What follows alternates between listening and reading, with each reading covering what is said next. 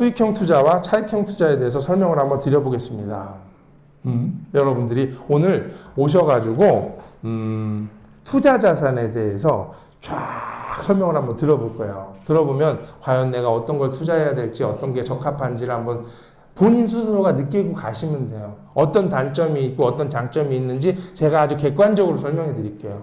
자, 말씀드렸죠. 수익형 투자는 투자하는 순간 수익이 돌아오는 투자. 차익형 투자는 투자하고 나서 그걸 팔았을 때 차익이 생겼을 때 이득이 생기는 거예요. 그때 차익이 안 생기면 망하는 거고. 그래서 한 번 사서 한 번 하는 일회용 투자라고 부르기도 해요. 일회용 투자. 자, 차익형 투자 이런 게 있어요. 근데 느낌은 아시죠? 딱 차익형 투자 이게 딱 보니까 그죠? 이거 같죠? 이거 같죠? 그냥 뭐 굳이 부연 설명 안 해도 그지? 넘어갑시다. 자, 수익형 투자. 하나씩 한번 볼게요. 이런 게 있다는 거죠. 수익형 자산에는. 자, 하나씩 볼게요. 자, 주식. 주식. 여러분, 주식도 수익형 투자 자산으로 볼 수 있죠. 그러니까 여러분들이 생각하는 시세 상승을 목적으로 사는 거 말고 배당 목적으로 사는 경우도 가능하겠죠. 근데 대한민국은 시장 파이가 좀 작아서 수익형 뭐 4% 난다 하지만 1년에 한 번 배당하고 막 이래서 약간 수익이 좀 애매하잖아요. 근데 미국 주식 같은 경우는 분기 배당하거나 월 배당하는 상품도 있으니까 그런 거 투자하신다면은 그런 것도 포트폴리오로 갖고 수익형으로 가지고 계신 분들 실제 있어요. 아주 건전하게. 그래서 그런 분들은 수익형 투자의 일종이다 라고 보시면 되지만 대부분의 99.9%는 차익형 투자로 주식을 사용하고 있다는 건 사실이잖아요. 그죠? 넘어갈게요. 자, 아파트. 아까 아파트도 있었어요. 여러분이 살고 있는 아파트들도 다 차익형 투자시겠죠. 그리고 내가 깔고 있는 집은 자산이 아니에요. 내가 깔고 있는 집을 자산이라고 생각하면 큰일 날 일이에요. 큰일 날 일. 그냥 실거주를 위해서, 실거주 2년을 채우기 위해서 앉아있는 것 뿐인 거지. 그걸 가지고 뭔가 수익이 발생하거나 그러진 않잖아요. 오히려 고장나면 고쳐야 되고, 재산세 내야 되고, 그러잖아요. 관리비 내야 되고. 그러니까 내가 깔고 있는 집이 비쌀 필요는 사실 없다. 뭐 이런 거예요. 그죠? 그래서 아파트인데, 저는 초창기에 아파트 투자를 많이 했었어요. 초창기에. 제가 처음 아파트 투자를 한 건 뭐냐면 아마 영상 보신 분 아실 거예요. 그냥 얻어 걸린 거예요. 그냥 동네에 청약 다 한다고 그래서 청약 통장길래 훅 넣었더니 됐어요. 그냥 돼가지고 그냥 했어요. 1억 7천에 분양받았는데 돈이 없어가지고 대출 최대로 받아서요. 7천만 원 투자해서 월세 줬어요. 돈이 없어서 준 거예요. 제가 갈 수가 없어서. 좋은 아파트 가고 싶었는데 저 임대 아파트 살았는데요. 새로 아파트가 지어졌는데 그 청약이 된 거야. 가려고 했더니 한 달 이자가 60만 원이래요. 60만 원이면 하루에 2만 원어치 잠을 자야 되는 거예요. 무서워서 못 자겠더라고. 2만 원짜리 잠을. 당시 물가가 그랬어요. 2만 원이면 모텔에서 잘 수 있는 돈이었어요. 그 당시. 그러니까 못 자겠는 거예요. 그 당시 1억에 대한 이자가 60만 원 정도 했으니까.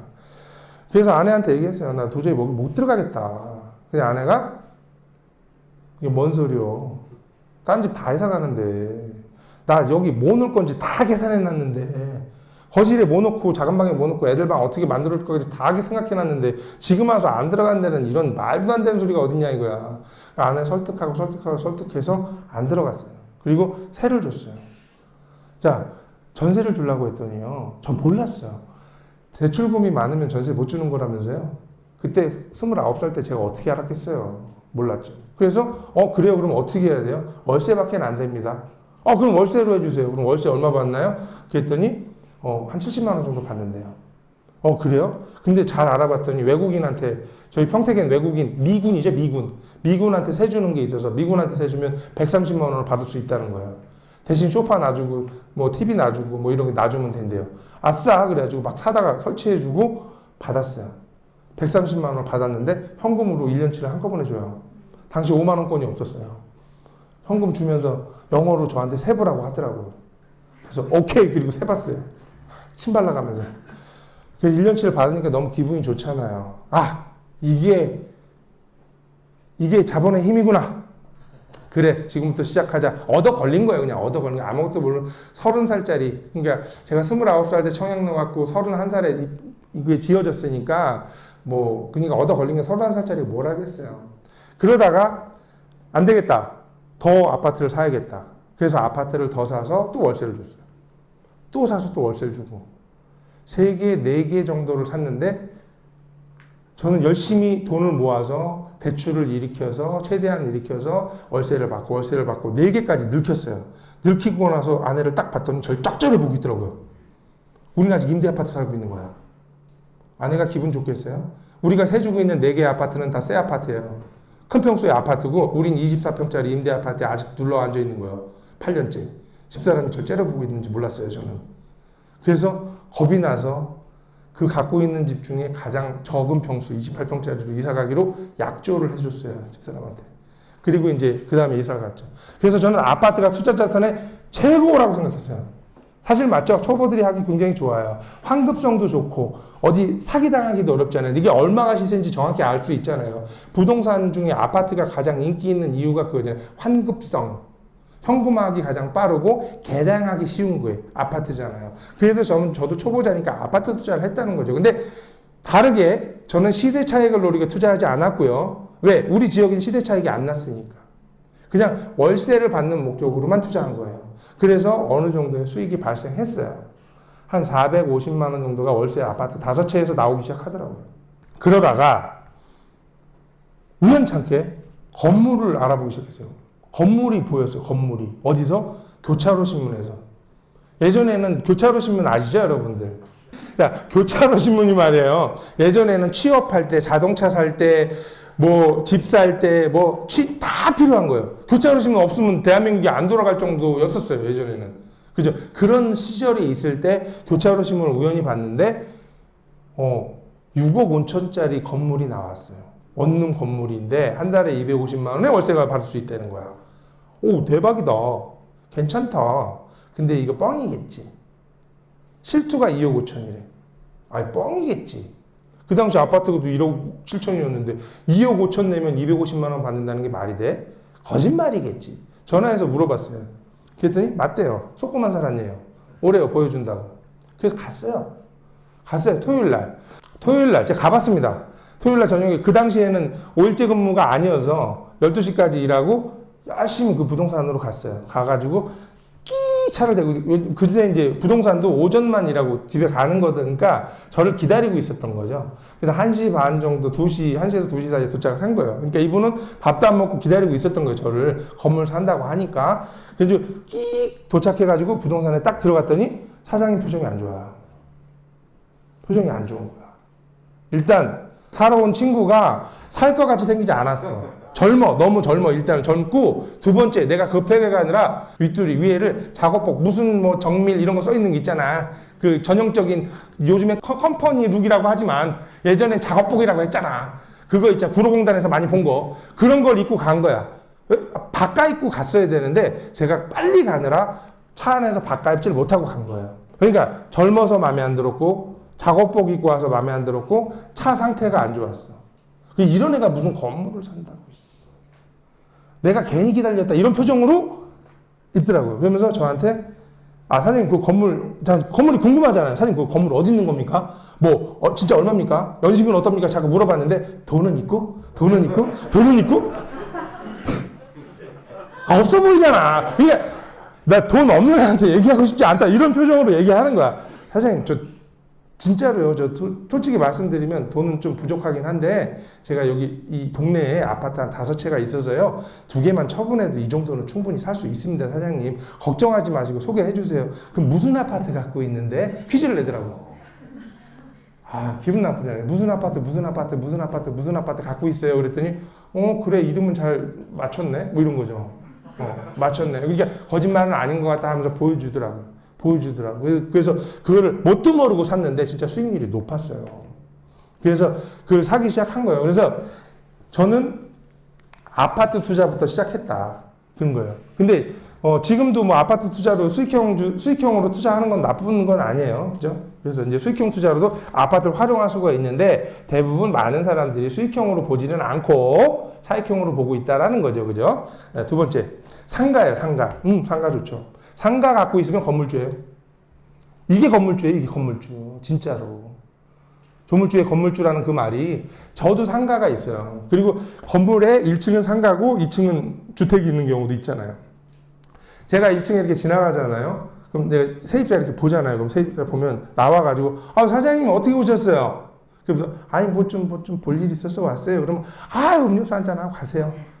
이렇게 해주는 게 건물주예요. 그죠? 건물주 그렇게 되는 거 이런 거예요. 이 정도는 해줘야 건물주지. 근데 그 건물에 제가 올라가잖아요. 세입자 원룸 사람 세입자를 만나잖아요. 근데 공교롭게도 상가는 한 칸이고 50개는 오피스야, 오피스. 원룸이야, 원룸. 오피스텔이야. 그럼 들어가잖아? 그럼 저 만나면 어떻게 하냐? 사장님 맞죠? 그럼, 네, 맞습니다. 그럼 사장님 가기 전에 나 저 고쳐주고 가야 돼요. 꼭 오늘 고쳐주고 가야 돼? 또 북도에서, 또 만나? 형님, 저번에 그 고쳐준다는 거 안 고쳐줬어요. 그때 고쳐준 거 가서 안 돼요. 무서워요. 세입자 만나기가 무서워요. 그 건물주는 상가에서만 그렇게 사장님 음료수 드시고 가세요 하는 거지 이분들은 음료수도 안 줘요. 빨리 고쳐주고 가세요. 이런 거예요. 그런 식이에요. 그래서 상가를 갖고 계시면 건물주 소리를 들을 수 있다. 이런 건데 단점이 있어요. 단점이. 수익률이 너무 낮아요. 수익률이 너무 낮고 어떤 단점이 가장 치명적인 거냐면 상가는 아파트하고 달라요. 그리고 이 원룸 이런 거랑 전혀 다르게 매우 빠른 속도로 움직이고 있다는 거예요. 이런 거예요. 저희 동네가 고덕 신도시, 여기 서울에 고덕 있잖아요. 저희 동네도 고덕 신도시라는 데가 또 있어요. 평택에도. 신도시가 생기면 상권이 분양을 많이 하잖아요. 분양하고 동탄 이신도시 같은 상권 분양 많이 하죠. 근데 상가 분양을 하면은 저한테 많은 업자들이 찾아와요. 팜플렛을 갖고. 그러면 대부분 이렇습니다. 한 칸에 1층 한 칸 길게 쓸어놓고 8평 실평수 8평짜리 상가냐가 10억이래요. 10억. 10억인데 400만 원을 받을 수 있다고 합디다. 400만 원 받고 수익률 한 4% 정도 된대요. 근데 걔네들이 얘기하는 수익률은 실제 10몇 %인데 제가 계산해 보니까 4% 정도 나오는 것 같아요. 그래서 그래?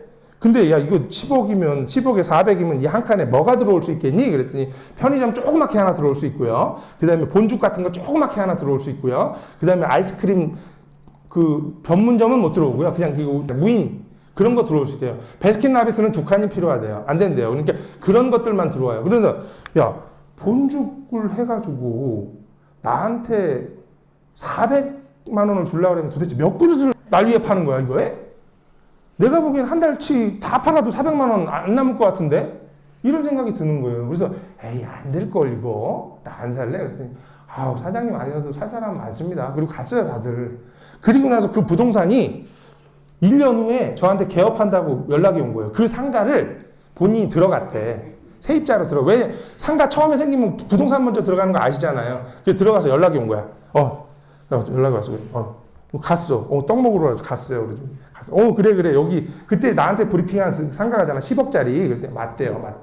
맞는데 근데 야 그럼 너 이거 400만 원에 월세도 사는 거야? 야 너 부동산 얼마나 번다고 400씩 내? 그랬더니 아니에요. 그럼 얼마 내는데? 180만 원 내요. 야 너 나한테 400만 원이라 그랬잖아. 처음이니까 그렇죠 뭐. 처음 그럼 나중에 좋아질 거예요. 그래? 그럼 왜 다 빈 거야 아직? 이 나머지 주인들이 다 400만 원 아니면 세를 안 주는구나? 그랬더니 아니요. 180만 원에도 안 들어와요 지금. 이런 거예요. 현재가 그래요. 아파트는 많이 올랐어요. 아파트는 많이 올랐는데 상가는 그런 게 아니에요. 그런데 그럼 결국은 10억에 분양받았단 말이야. 10억에 분양받아서 7억을 대출해 줬어. 3억만 투자한 거지. 그런데 400만 원을 받아야 되는 거잖아. 10억에 400만 원. 근데 200만 원, 180만 원밖에 반으로 줄었죠. 반도 더 줄어. 반 줄었다고 칩시다. 불쌍하니까. 그러면 이 매매가는 5억 된 거예요. 5억 된 거야. 상가는 그렇게 따지는 거야. 무조건 수익률로 따지기 때문에 월세가 내려가면 10억이 아니고 5억 된 거야. 그 순간에. 내가 내려준 순간. 내가 가게세를 180으로 200으로 낮춘 그 순간에 내 매매가는 10억이 아니고 5억이 돼버린 거야. 그러면 대출 7억 받았다 그랬죠. 팔으려면 2억 줘야 돼요. 2억을 주고 팔아야 되는 거야. 그죠? 그러면 분양사무실 가서 따지겠죠. 기다리세요. 상권이 곧 살아날 겁니다. 자, 서울에 신도시 생기고 상권 아직까지 안 쓰는 데 많죠. 10년 지났는데도. 그죠? 그런 데가 있어요. 아직도. 상가가 너무 많아요, 지금. 상가가 많은 게 문제예요. 신도시를 만들면 예전에 비해서 상권은 점점 줄어들거든요. 왜냐면 오프라인 매장들이 줄고 있잖아요. 그건 다 아시는 거잖아요. 화장품 가게 없어진 거 봐요. 화장품 가게 없어진 거 봐. 예전에는 브랜드마다 하나씩 좋은 골목에 다 있었는데 이제는 그냥 올리브영 하나 딱 남았잖아. 그런 것처럼 돼버리잖아요. 근데 상권이 주는 거야. 내가 머리 깎거나 뭐 이런 거 먹는 거 아닌 이상 치킨집 전면에 없어진 거 봐요. 다 골목으로 배달만 하는데 뭐하러 전면에 간판을 달아 안에 들어가서 하지. 다 바뀌었잖아요. 그러니까 상권이 점점 없어지는데 신도시를 짓는데 상권이 더 많이 져져요. 왜? 상권이 줄어드는데 신도시를 만들면 상가를 더 적게 줘야 되잖아. 근데 왜 더 많이 질까요? LH 기준으로 봤을 때 상가를 팔아먹는 게 이득이잖아요, 땅을. 그러니까 상가를 많이 파는 거야. 상가는 2배, 아파트 용지보다 2배로 더 비싸게 팔아먹으니까 그렇게 비싸게 파는 거야. 많이 파느라 그런 거예요. 그래서 상가 사시면 위험하다. 그죠? 그런데, 그러면 지금 잘 되는 상가 사면 되는 거 아닙니까? 맞습니다. 잘 되고 있는, 현행 잘 되고 있는 상가 사시면 되는데, 주의하실 점이 하나 있습니다. 세금을 바로 내야 돼요. 세금 신고를 바로 해야 돼요. 여러분이 아무것도 소득이 없다면 관계가 없는데, 근로소득이 있다면 거기서 합산 적용되기 때문에 받아야 세금을 또 많이 낸다는 거예요. 중요한 거라. 신고 안 할 수가 없는 거예요, 상가는. 왜? 상가를 세입자가 들어오는 순간 그분이 사업자 등록을 내야만 장사를 할 수 있죠. 카페가 들어와도 사업자 등록을 내야 돼요. 사업자 등록을 내려면 국세청에 가야 되죠. 가면 뭐가 필요하냐면 임대차 계약서가 반드시 필요해요. 아니면 본인 건물임을 입증하는 서류가 필요하든지. 그렇기 때문에 계약서가 들어갔다는 얘기는 국세청에서 네가 월세 얼마 받고 있는지 안다는 얘기지. 그리고 매달 세금 계산서를 끊어주기 때문에 모를 내야 모를 수도 없는 거잖아. 그러니까 그 소득은 정확히 잡히고, 여러분이 연봉으로 5천만 원 받고 있어. 상가에서 5천만 원 받으면 더해서 합이 1억이 되는 거야. 그럼 소득세가 48% 구간에 들어가면 거의 정부랑 반띵하는 거다. 이렇게 보는 거죠. 그러니까 많아져도 걱정이다. 그리고 만약에 나 공무원이다. 그럼 조심하셔야 돼요. 공무원 같은 경우에 조심하셔야 될 게 연금 보시야, 연금. 공무원 왜 하는 거예요? 연금 때문에 하는 거예요. 군인, 공무원, 교사 다 연금 때문에 하는 거 아닙니까? 근데 연금을 받는 사람들이 주의하셔야 될 게 퇴직금 갖고 이런 거 상가 잘못 사잖아요? 월세 소득이 250만 원이 초과되는 순간 연금이 줄어요. 연금이 줄어요. 그러니까 절대 사시면 안 돼요. 사셔도 되는데 연금이 감소되는 걸 감안해서 사시라는 거지. 그죠? 예, 그러니까 이런 것들은 세금에 완전히 빼도 박도 못하는 상황이 된다. 뭐 이런 거죠. 예. 자, 그 다음 지식산업센터. 요즘 뭐 유행입니다. 지식산업센터. 여러분 많이 들어봤죠? 지식산업센터 뭐예요? 이건 유식한 말로 지식산업센터지 아파트형 공장입니다. 아파트형 공장. 그죠? 아파트. 우리가 주택이 너무 많아요. 빌라, 연립 많이 졌어요. 더 사람들이 많이 몰려들어. 그럼 그거 때려 붙이고 아파트 짓는 거잖아요. 높게 위로 짓는 공간이 없으니까. 그 공장도 공업지역이 너무 꽉 찼어. 그러면 위로 짓는 것 수밖에 없잖아요, 방법이. 그래서 지식산업센터라는 게 생겼는데, 요즘엔 이 지식산업센터라는 말을 사무실에다 갖다 붙이는 거죠. 사실 가보면 공장의 의미로 사용하는 것보다는 사무실의 목적으로 많이 사용하고 있는 거잖아요. 이게 약간 좀 퇴색되기는 했어요. 근데 뭐 어쨌든 이런 게 있는데, 이 논리만 기억하시면 돼요. 지식산업센터 투자하시는 거 좋은데, 얘도 세금에는 뭐 빼도 박도 못하는 사항이긴 하지만, 문제는 지식산업센터라는 기본 논리는 공업지역이 밀집되어 있거나 상업지역이 밀집되어 상업지 오피스 같은 게 부족해서 위로 짓는 거잖아요. 근데 위로 지어지지 않아도 되는 넓은 평야 같은 데다가 왜 지식산업센터를 짓냐는 거야. 옆에다 져도 되는 땅이 널널한데도 불구하고 지식산업센터를 위에 져놓고 분양하고 있는 것들은 조심해야 된다는 거지.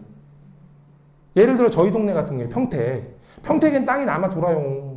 논바닥 아직 많고 공장도 그렇게 밀집되어 있지도 않아. 뜨문뜨문 있어. 근데 거기다가 중간에다가 뚝 밀어놓고 지식산업센터 푹 져요. 누가 들어와요? 그냥 넓게 져도 되잖아. 그죠? 그냥 공장 져서 들어와도 되는 거를 지식산업센터에 푹 진단 말이에요. 지식산업센터 서울 같은 데 지금 밀집되어 있는 데는 당연히 필요하겠지. 많이 오르기도 하고. 근데 그렇지 않은 지역에 져놓고 그거라고 하니까 그거 똑같은 거구나. 투자하면 안 된다는 거야. 다 볐어요. 하여튼 뭐 다 성공하시길 바랍니다.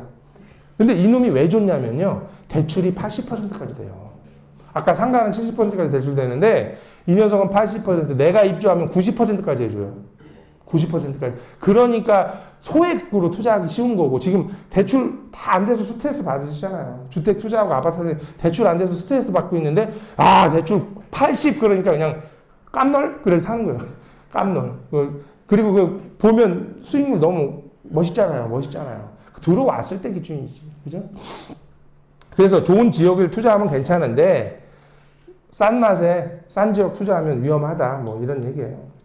자, 그 다음에 생활용 숙박시설이라는 게 있습니다. 생활용 숙박시설 들어보셨나요? 많이 들어보시죠, 요즘에는. 그죠? 근데 대부분 다 망해요. 그러니까 이런 거 투자하시면 안 되는 건 이미 다 아실 거고요. 그 다음에 두 번째, 아파트형. 아파트형 이게 어디 많냐면 해운대, 이 바다 보이는 해운대 쪽에 많아요. 상업시설에다가 쭉 져갖고 분양한 게 많아요. 근데 시세 차익이 좀 많이 났다고 그러더라고요. 근데 뭐, 이게 불법이냐 아니냐 갖고 얘기가 많아요, 지금.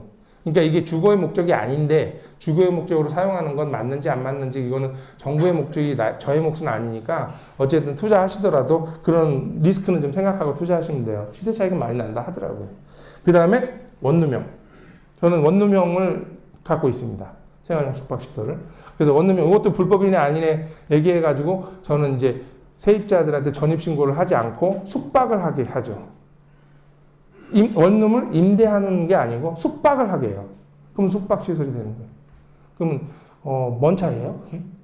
장기 숙박하고 뭔 차이예요? 여러분들 이렇게 생각하시면 돼요. 제주도를 가셔서요. 집을 전세를 얻어서 사는 경우가 있으실 거고 월세를 얻어 한 달 살기, 1년 살기를 하실 수가 있고 펜션은 1년 살기 할 수 있겠죠. 펜션에 전입신고하면 돼요? 안 돼요? 안 되죠. 그거랑 똑같은 거예요. 그런 식으로 보셔야 돼요. 그런 식으로 해서 숙박을 하는 거다, 이게. 근데 내가 아파트를 하나 전세를 얻거나 월세를 얻어서 제주도를 1년 가서 산다. 그러면 그건 전입신고가 가능하잖아요. 전입이 되는 거잖아. 내가 이주한 거지, 1년간. 단기든 장기든 이주한 건데, 펜션에 살거나 호텔에 1년 산다. 그러면 그거는 숙박한 거잖아. 이게 숙박시설이다, 이거지. 그렇게 보시면 돼요. 근데 사는 건 똑같은 거야. 취사도 되고 다 되는 거니까 똑같은 거예요. 그 차이예요.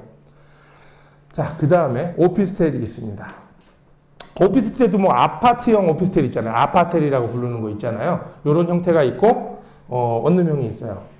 그런데 그 오피스텔 같은 경우는 좀 이해하기를 좀 어떻게 하셔야 되냐면 대부분 오피스텔을 사시면 이렇게 이거는 주거용 목적으로 아예 사는 거고 이런 거 있잖아요. 원룸형.